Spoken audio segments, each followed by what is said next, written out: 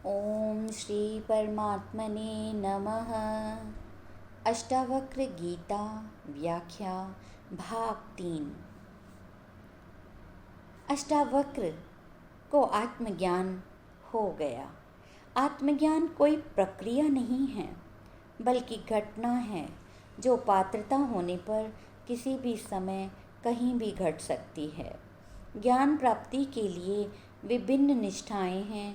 योग क्रिया पर जोर देता है, तंत्र समर्पण पर, किंतु सांख्य केवल बोध की बात कहता है। सांख्य की मान्यता है कि आत्मा कहीं खोई नहीं है, वह तो उपलब्ध ही है, उसे पाना नहीं है, वह प्राप्त ही है, केवल विस्मृत हो गई है, उसे पुनः स्मृति में लाना है। इसके लिए केवल बोध ही पर्याप्त है और कुछ करना नहीं है। करने से अहंकार बढ़ता है और वह बाधा बन जाता है। अष्टावक्र कहते हैं कि क्रिया मात्र बंधन है, अक्रिया ही मार्ग है। कुछ न करके अपने को खाली मात्र कर देना ही मार्ग है। कुछ न करके अपने को खाली मात्र कर देना ही भरने की विधि है। बुद्ध ने 6 वर्ष खूब किया तो कुछ नहीं मिला। अंत में सब कुछ छोड़कर निरंजना नदी के किनारे लेट गए।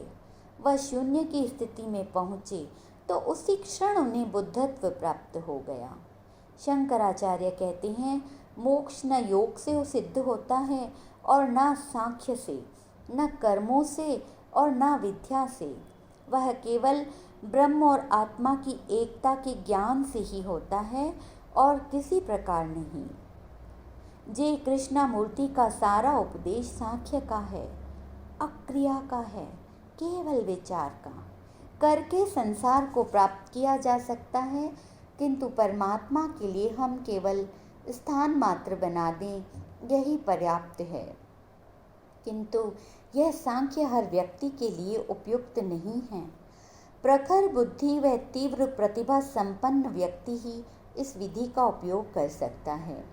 सामान्य व्यक्ति को सांख्य समझ में नहीं आ सकता, उसे किसी क्रिया से गुजरना पड़ेगा। भक्त हृदय के लिए प्रेम मार्ग है, वहाँ योग हठ योग सांख्य काम नहीं करेगा। भिन्न भिन्न स्तर के व्यक्तियों के लिए भिन्न भिन्न मार्ग हैं। जनक में बोध ग्रहण करने की पात्रता थी, इसलिए अष्टावक्र का प्रभाव हो गया, अन्यथा असंभव था। कुछ भी कारण रहा हो, सांख्य पर दिया गया ऐसा अनूठा उपदेश आज तक नहीं दिया गया। अष्टावक्र जैसा गुरु एवं जनक जैसा शिष्य खोजना असंभव है। यह पुस्तक आत्मज्ञान के मुमुक्षु व्यक्तियों के लिए निश्चय ही एक ऐसी नौका है जिसमें बैठकर सांसारिक बंधनों से मुक्त होकर मोक्ष का लाभ प्राप्त किया जा सकता है, जो कि जीव की उच्चतम स्थिति है। सार संक्षेप। अष्टावक्र गीता का आरंभ मुमुक्षु राजा जनक द्वारा पूछे गए 3 प्रश्नों से होता है कि ज्ञान कैसे होता है, मुक्ति कैसे होती है तथा वैराग्य कैसे होता है। संपूर्ण अध्यात्म का सार इन 3 प्रश्नों में समाहित है। आध्यात्मिक उपलब्धि में वैराग्य का होना अथवा आसक्ति त्याग पहली शर्त है। इससे होता है आत्मज्ञान एवं आत्मज्ञान से ही मुक्ति होती है, जो जीव की सर्वोपरि स्थिति है। जनक के 3 प्रश्नों का समाधान अष्टावक्र ने 3 वाक्यों में ही कर दिया एवं उपदेश सुनते सुनते ही जनक को वहीं आत्मानुभूति हो गई। कैसा अनूठा वक्तव्य रहा होगा, वह जनक की कितनी पात्रता रही होगी, इसका अंदाजा इससे लगाया जा सकता है। सत्य पर इतना शुद्धतम वक्तव्य आज तक कोई नहीं दे पाया। यदि उसे अध्यात्म से निकाल दिया जाए तो आत्मज्ञानी को उस पूर्ण की उपलब्धि पर कैसे अनुभव होता है, यह जानना ही कठिन हो जाएगा। वेद, पुराण, उपनिषद भी इसके सामने फीके नजर आते हैं। कृष्ण की गीता का पात्र अर्जुन विभिन्न प्रकार की मानसिक समस्याओं में उलझा है। उसकी न ज्ञान प्राप्ति की इच्छा है, न उसमें कर्तव्य बोध है।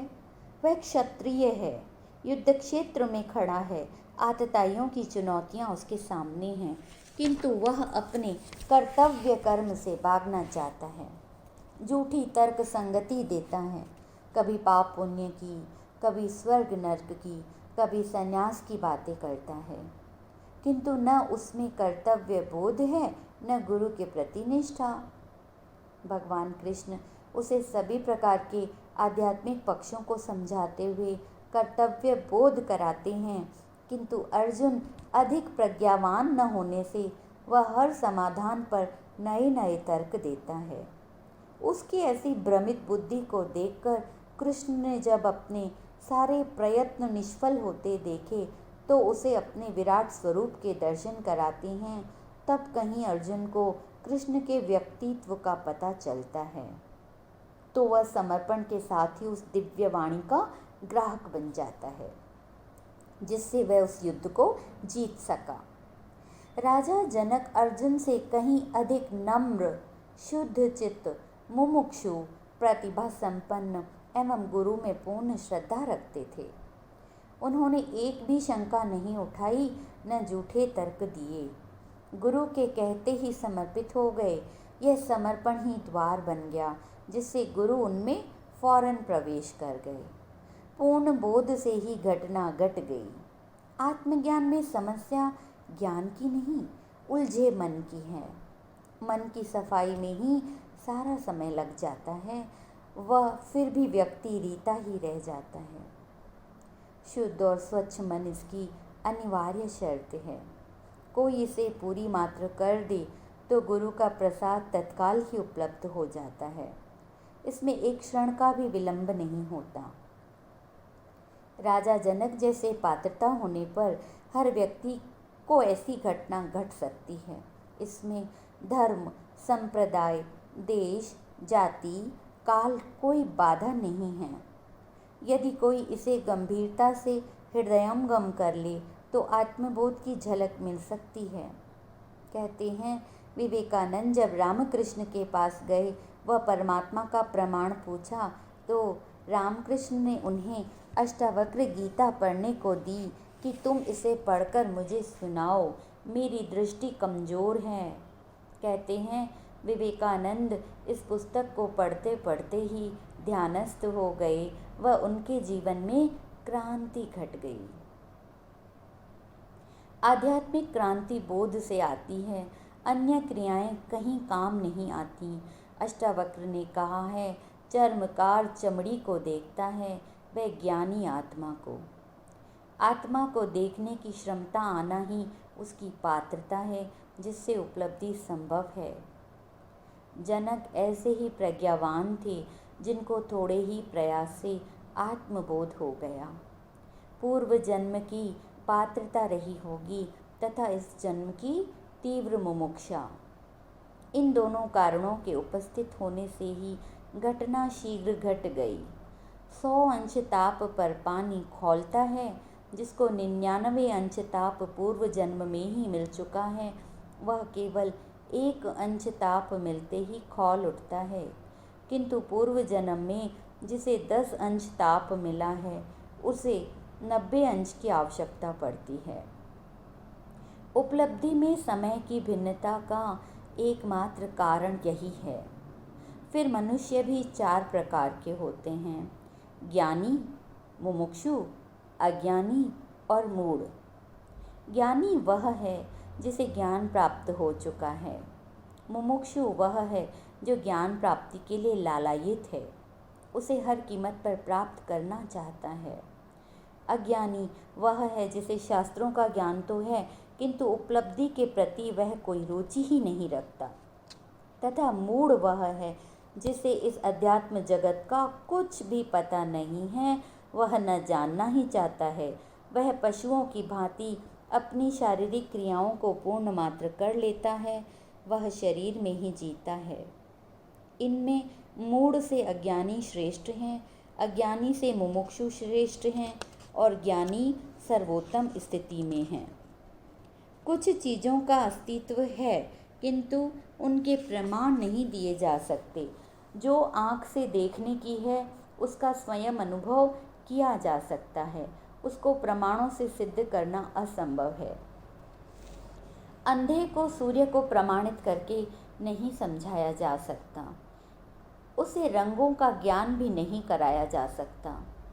प्रेम, दया, करुणा, दर्द, पीड़ा, आनंद को दिखाया नहीं जा सकता है, न ही उन्हें प्रमाणित ही किया जा सकता है। ये स्वयं के ही अनुभव में आती हैं।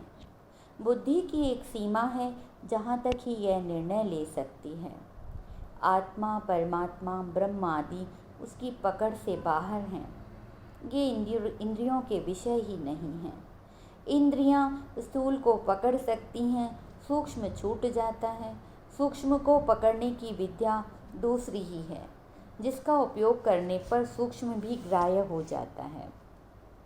यह विद्या ध्यान में समाधि की है, जिसमें व्यक्ति स्थूल जगत के पार सूक्ष्म के दर्शन कर सकता है, उसका आभास या बोध प्राप्त कर सकता है। स्थूल सूक्ष्म का ही रूपांतरण है।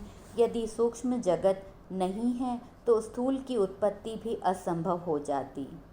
अज्ञानी स्थूल को ही पकड़ पाते हैं, वह ज्ञानी इस सूक्ष्म को भी पकड़ लेते हैं। अध्यात्म इसी सूक्ष्म को पकड़ने का विज्ञान है। इसकी कुछ शर्तें हैं जिन्हें पूरा किए बिना सूक्ष्म का ज्ञान नहीं हो सकता। आत्मज्ञान के लिए निर्विकार चित्त और साक्षी भाव चाहिए। महर्षि पतंजलि ने भी कहा है, योगश्चित्त वृत्ति निरोधः, यानी चित्त की वृत्तियों का निरोध ही योग है। इन चित्त की वृत्तियों को रोकने की भिन्न भिन्न विधियां हैं, किंतु उच्च बोध होने पर इन विधियों की आवश्यकता नहीं पड़ती। भगवान बुद्ध ने भी कहा है कि जो समझ सकते हैं उन्हें मैंने बोध दिया है, वह नासमझों को मैंने विधियां दी हैं। नासमझों के लिए बोध काम नहीं करेगा, उनके लिए विधियां ही ठीक हैं। राजा जनक में बोध था, विद्वान थे, समझ थी, अतः अष्टावक्र ने उन्हें कोई विधियां नहीं बताईं। न यम नियम साधने को कहा, न आसन, मुद्रा, प्राणायाम बताए, न जप तप के लिए कहा, न गायत्री पुरस्चरण करवाया, न पूजा पाठ की शिक्षा दी। सीधे बोध को छुआ पर जनक जाग उठे। यह जनक का कौशल्य था, जिसे सुनते सुनते ही आत्मज्ञान हो गया और कुछ करना नहीं पड़ा। गुरु ने भी उपयुक्त पात्र देखकर अपनी पूरी शक्ति का प्रयोग किया होगा, तभी यह संभव हुआ। इति। बाकी का अगले भाग में। आप सभी को मेरा नमन।